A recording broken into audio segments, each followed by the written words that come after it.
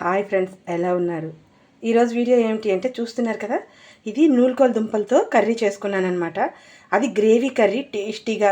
ఇది మీకు ఏంటంటే చికెన్ మటన్ కన్నా టేస్ట్గా అనిపిస్తుంది అనమాట. ఇలా కానీ చేసుకున్నారంటే టేస్ట్ అయితే నెక్స్ట్ లెవెల్లో ఉంటుంది. కాకపోతే ఇది చేయడం కాస్త ప్రాసెస్ ఉంటుంది, కానీ ఈజీగా కుక్ చేసుకోవడం ఎలాగో చూపిద్దాం అనుకున్నాను.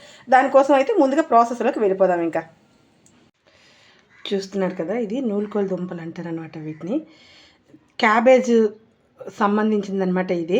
ఈ దుంప అనేది చాలా టేస్ట్గా ఉంటుంది. చాలామంది ఇందులోన రెయ్యలు వేసుకొని వండుకుంటారంట, నెత్తళ్ళు వేసుకొని వండుకుంటారట. అయితే మాకైతే ఇది నేరుగా ఇలా వండుకొని తింటే చాలా ఇష్టం అనమాట. అయితే దీనికోసం ఎక్కువ ఇంగ్రీడియంట్స్ ఏం అవసరం లేదు. కొద్దిగా ఆనియన్స్, టమాటాస్, ఇంకానేమో ఇది ఉంటే సరిపోతుంది. కాస్త అల్లం వెల్లుల్లి పేస్ట్. అయితే ఇప్పుడు ఒక 3 ఆనియన్స్, ఈ 2 టమాటాస్ మిక్సీ చేసేసి రెడీ చేసి పెట్టుకుందాం. ఇందులోనే కాస్త అల్లం వెల్లుల్లి పేస్ట్ కూడా వేసేస్తాను. ఒక స్పూన్ అల్లం వెల్లుల్లి పేస్ట్ అయితే సరిపోతుంది. అయితే ఇది మొత్తం దీని స్కిన్ మొత్తం పీల్ చేసేయాలన్నమాట. స్కిన్ పీల్ చేసేసాక మనకు కావాల్సిన సైజులో ముక్కలు కట్ చేసుకుని ఇది కర్రీ చేసుకోవడం టేస్ట్ అయితే సూపర్ ఉంటుంది. ఇది నాకైతే ఇది చాలా ఇష్టం. మామూలుగా అయితే ఇందులో కాస్త శనగపప్పు కానీ బఠానీ కానీ వేసి వండితే చాలా బాగుంటుంది. కానీ ఇది నేరుగా ఇలానే వండుదామని డిసైడ్ అయిపోయి ఇదైతే వండుతున్నాను. అయితే ఇది ఇంకా ఇలాగే సేమ్ ఇప్పుడు దీన్ని చెప్పాను కదా, చిన్న చిన్న పీసెస్ కట్ చేసుకుని అది ముందు బాయిల్ చేసి అది మళ్ళీ ఫ్రై చేసుకుని దానిలోన నువ్వు పొడి కానీ శనగ పలుకుల పొడి కానీ వేసుకొని వండినా కూడా టేస్ట్ అయితే నెక్స్ట్ లెవెల్లో ఉంటుంది. అయితే ఈరోజైతే నేను జ్యూస్ కూర చేద్దామని డిసైడ్ అయిపోయాను.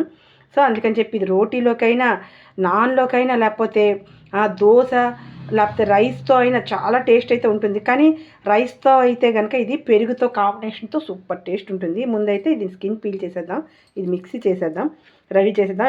ఆనియన్స్ కూడా చిన్నగా చాప్ చేసుకొని రెడీ చేసి పెట్టుకుందాం. గొండిలా మనం చూపించిన ఆ క్యాబేజ్, అదే నూలుకోలు దుంపలను అయితే ఇలా తరుక్కున్నాం కదా.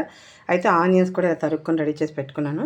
దానికి సరిపడా ఉప్పు, కారం, పసుపు, అలాగే మనం చూపించిన టమాటో పేస్ట్, టమాటో, ఆనియన్, ఇంకా అల్లం వెల్లుల్లి పేస్ట్ ఇది. అయితే ఇగోండి, దీంతో తినడానికని కుండలో పెరుగు అయితే తోడు పెట్టుకొని ఉంచుకున్నాను. కుండలో పెరుగు అయితే సూపర్గా ఉంటుంది కదా, కమ్మగా టేస్ట్గా. ఇగోండి ఇలా ఒక కుక్కర్ అయితే పెట్టుకున్నాను. ఫస్ట్ అయితే ఇందులో మనం ఆయిల్ వేసుకుందాం. కాస్త ఒక 2 టేబుల్ స్పూన్స్ అంత ఆయిల్ అయితే వేసుకుందాం. ఫస్ట్ అయితే ఆనియన్స్ ఫ్రై చేసేద్దాం. అయితే ఇన్ని ఆనియన్స్ వేసేయకుండా పెరుగులోకి ఒక 2 ఉంచుకుందాం.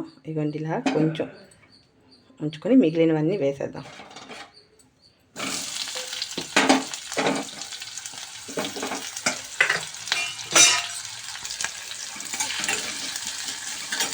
ఆనియన్స్ బాగా ఫ్రై అయిపోవాలి అంటే ఎప్పుడు చెప్పైతే సాల్ట్ అయితే ఫస్ట్ వేసేద్దాం. అయితే కర్రీకి సరిపోయినంత సాల్ట్ ఇప్పుడే వేసేసాను. దీనికి కాస్త ఆనియన్స్ ఎక్కువ వేస్తేనే బాగా వస్తుంది. ఎందుకంటే మనకి దుంప కాబట్టి ఇది మనకి బంగాళదుంపలాగా అది ఇది అవ్వదన్నమాట, మెత్తబడదు. దుంపలాగే ఉంటుంది. గ్రేవీ కావాలి అనుకుంటే మనకి ఎక్స్ట్రా మనం ఏది వేసుకుంటే అదే గ్రేవీ వస్తుంది. ఆనియన్స్, టమాటో పేస్ట్ అదే గ్రేవీ వస్తుంది. కానీ మామూలుగా అయితే చాలామంది అందుకనే వంకాయలో వేసి వండుతారనమాట. వంకాయ మంచి గ్రేవీని ఇస్తుంది కదా, సో అందుకని చెప్పి వంకాయలో వేసి వండుతారు. ఇది ఆనియన్ కాస్త ఫ్రై అయింది కదా, ఇప్పుడైతే కాస్త పసుపు అయితే వేసేద్దాం.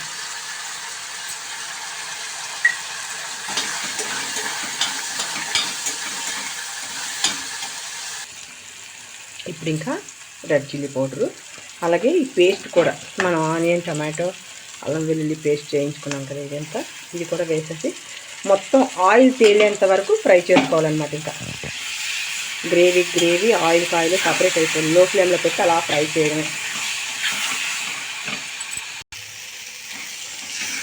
ఇదిగోండి, ఇంకా ఆయిల్ గ్రేవీ సపరేట్ అయిపోవడం మొదలైంది కదా.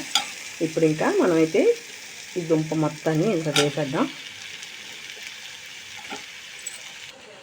మొత్తం వేసేసాక బాగా మిక్స్ చేసుకుందాం ఒకసారి అయితే పైనుంచి కింద వరకు.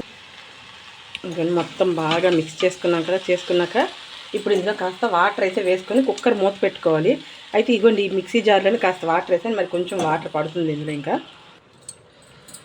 ఒక గ్లాస్ అంత వాటరే వేసుకోవాలి. ఎందుకంటే ఇది ఒక 2 or 3 విజిల్స్ అయితే రావాలి.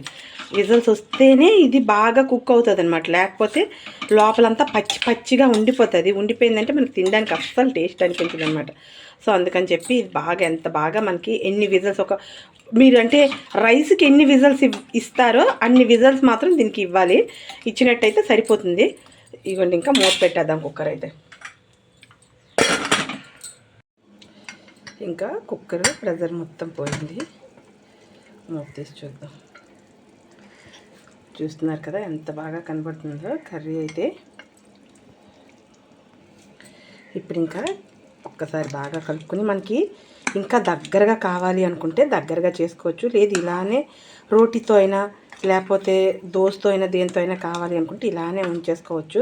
అయితే నేను కాస్త దగ్గరగా చేస్తానన్నమాట. ఇంత పలచగా అయితే రైస్తో అంత బాగుండదు కదా. సో అందుకని చెప్పి కాస్త దగ్గరగా చేసుకుందాం. ఇదిగోండి కర్రీ కాస్త దగ్గరగా అవడం కోసం మళ్ళీ పొయ్యి మీద అయితే పెట్టుకున్నాను. ఇదిగోండి ఇలా కర్రీ వడ్డించుకోవడం కోసం అయితే రైసు చెప్పాను కదా సలాడ్ లాగా కలుపుకుంటానని చెప్పేసి ఆనియన్ ఇంకా ఈ గ్రీన్ చిల్లీస్ కొత్తిమీర వేసుకొని సలాడ్ లాగా కలుపుకున్నాను. ఇది మెంతికూర పప్పు, వీటితో పాటు ఇదిగోండి కర్రీ కూడా కంప్లీట్ అయిపోవచ్చింది కదా. మామూలుగా అయితే కర్రీ అలా దింపేస్తే అయిపోతుంది. అయితే నాకేంటంటే కాస్త దగ్గరగా ఉంటే టేస్ట్ అనేది బాగుంటుంది కదా. వేడిగా రైస్తో తింటే సూపర్ ఉంటుంది. ఒక్కటి గమనించండి, ఇందులో మనం మసాలా కోసంకి మసాలా పొడి ఏది వేయలేదు. హెల్తీగా కుక్ చేసుకున్నాం. ఎందుకంటే ఇది న్యాచురల్గా పండే పంట కాబట్టి ఇది మనకి ఇలానే తింటే దీని ఫ్లేవర్స్ పోకుండా ఉంటుంది. లేదు మనం ఇంట్లో మసాలా గుండ్లు కానీ ఏమైనా యాడ్ చేసామంటే మసాలా ఫ్లేవరే తప్ప దీని తాలూకా ఫ్లేవర్ అనేది మనకు అంతగా తెలియదు. సో అందుకని చెప్పి నేను ఇలానే వేసాను. ఇంకా స్టవ్ ఆఫ్ చేసేసాను. చూడండి చిక్కబడిపోయింది. చూస్తున్నారా, చిక్కగా కనబడుతుంది కదా. ఇప్పుడు వేడిగా అన్నంలోకి ఇలాగి కర్రీ అయితే వేసుకొని తింటే నెక్స్ట్ లెవెల్లో ఉంటుంది. సూపర్ అంటే సూపర్ అనమాట. ఓకే ఫ్రెండ్స్, ఈ వీడియో కనుక మీకు నచ్చితే లైక్ చేయండి, షేర్ చేయండి, సబ్స్క్రైబ్ చేయండి, ట్రై చేయండి, కామెంట్ చేయండి. Watch our channel Keerthi creatives.